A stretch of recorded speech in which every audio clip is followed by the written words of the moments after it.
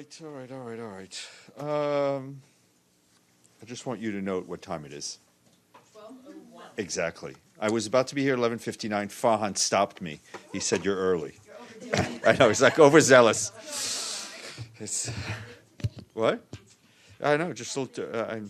I had a little too much caffeine this morning. All right. Good afternoon. The Secretary. Excuse me. Let's start this again. The Security Council is meeting today on South Sudan. The Secretary General's Special Representative, David Shearer, highlighted the positive developments that have moved the country further along the road to sustainable peace. He paid tribute to the political willingness of President Salva Kiir and Riek Machar for putting the interest of their country first and the agreement on a transitional government. Mr. Shearer added that relief was the overwhelming feeling expressed around the country, with the consensus being that the priority is to form the transitional government so that the peace agreement and the country can advance. He noted the new government can prompt positive change with internally displaced people and refugees being able to return. The first joint statement from the new presidency last week urged people from protection of civilian sites and neighboring countries to return to their homes. For its part, the UN mission has stepped up its protective presence to build confidence in the areas of return. Geir Peterson, the special envoy for Syria, spoke to the foreign ministers of the League of Arab States in Cairo today, and he warned that the immediate danger in that country is one of more escalation, more war, and more death displacement, as we see in Idlib. He said that in northwest Syria, more than 900,000 people have been displaced since the 1st of December. Women and children together comprise 81% of the newly displaced population.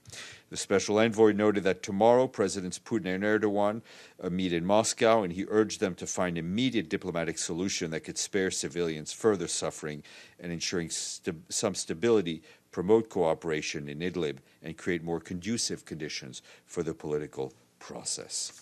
And in northeast Nigeria, our humanitarian colleagues tell us that a total of 7.9 million people, that's more than 1 out of every 2 people in Borno, Yobe, and Adama states, need aid in 2020.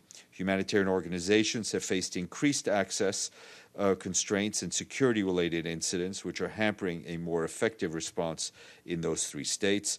With the upsurge of attacks over the past year, aid agencies have been forced to scale down their work temporarily, withdraw staff from some areas. Across the 3 states, some 1.2 million people are out of reach of humanitarian workers. All parties must allow and facilitate safe and unimpeded access to humanitarian aid by people in need.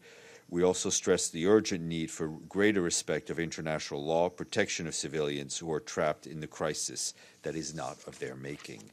And a statement we issued yesterday evening, the Secretary General expressed concern at the institutional crisis in Guinea-Bissau provoked by the ongoing electoral dispute. The Secretary General encourages all stakeholders to await the decision of the Supreme Court of Justice, exercise maximum restraint, and take all necessary measures to prevent any acts that could undermine peace and stability in Guinea-Bissau. The Secretary General reiterates the UN's commitment to continue to accompany the Guinea-Bissauan in their efforts to consolidate peace, democracy, and development. And in a new report, the UN Children's Fund today said that despite progress over the past 2 decades in the fight for gender equality, violence against women and girls is still not common but accepted in many parts of the world. The report, released ahead of the 64th session of the Commission on the Status of Women, notes that the number of out-of-school girls has dropped by 79 million in the last 2 decades. In fact, girls became more likely to be in secondary school than boys in just the last decade. Yet violence against women and girls is still common. In 2016, women and girls accounted for 70% of detected trafficking victims globally, the most for sexual exploitation, and 1 in 20 girls aged 15 to 19 that's about 13 million girls, experience rape in her lifetime, one of the most violent forms of sexual abuse girls can suffer. The report also points to concerning negative trends for girls in nutrition and health, and growing concerns about poor mental health, fueled in part by excessive use of digital technologies. And today our guest, short while, will be Bruno Le Marquis, who is the humanitarian coordinator for Haiti. And tomorrow, 12:30, there'll be a press conference by UN Women on the upcoming International Women's Day. Speakers will include the executive director of UN Women and women research and data specialist Silke Stab. That's it. Edie? Okay.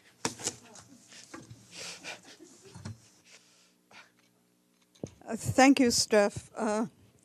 As a former UN High Commissioner for Refugees, does the Secretary General have any comment on Greek authorities firing tear gas and stun grenades at migrants from Turkey trying to cross the border?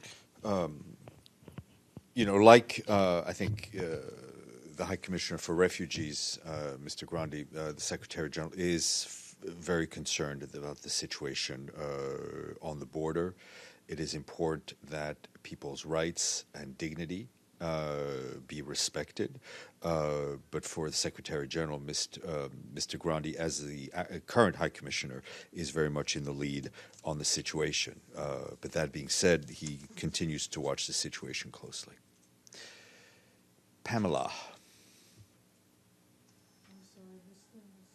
That's all right.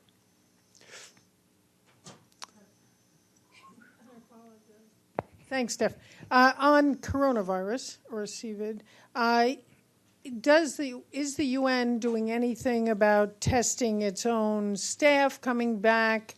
Can you confirm that diplomats have diplomatic immunity in terms of any kind of restrictions that the U.S. has put on people coming in? And are there any cases that you have had on any of the UN staff? Thanks.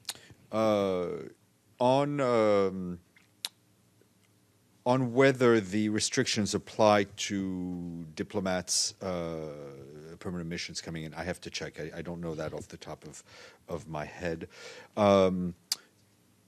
We are, in all our duty stations, we are very careful to follow the instructions and guidance given by the host authorities. As I've said before, we're in constant touch with our New York City colleagues, especially the New York City Health Department. Our head of medical service is in touch with them regularly, and we will follow the indications and the recommendations by our hosts in order for testing. We do not, as far as I know, we do not have the capacity to test, so we will rely on the host country. And sorry, the CSW, the Secretary General, told people to stay home with this curtailed meeting on Monday. Have you, the Secretary General, advised any delegations, the MPT or any other delegations, where meetings where there would be large delegations coming in to stay home? All the meetings will be looked at on a case-by-case basis, especially for the period from now probably through May. We will be looking at making recommendations for all these meetings. Obviously, it'll depend on the situation. The situation itself is very fluid, whether it's in New York, in Geneva, or in Vienna. But we will be looking and are actively assessing the risks on a daily basis in close coordination with the New York City authorities as well as the federal authorities here. And no cases for UN? There are no cases that I'm aware of in New York. Yep. Thanks, Steph. There was a report from the IAEA today on Iran, basically saying that they've not provided access to 2 locations and I guess they're not engaging as much as they should be with the IAEA. Does the SG have any reaction to that? I mean, we still believe in the JCPOA, and we believe that Iran should live up to its obligations under the JCPOA. Maggie. You said to Pam that you don't know of any cases in New York. Do you know of any among staff elsewhere? I'd have to check with some of our colleagues. All right, I will get our Haiti colleague. Do not move.